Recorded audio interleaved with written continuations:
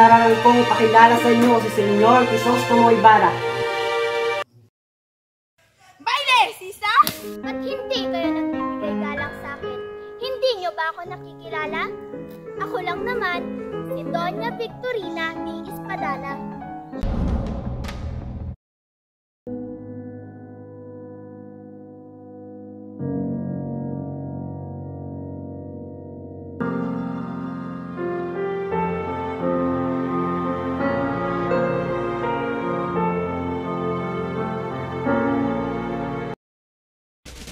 On a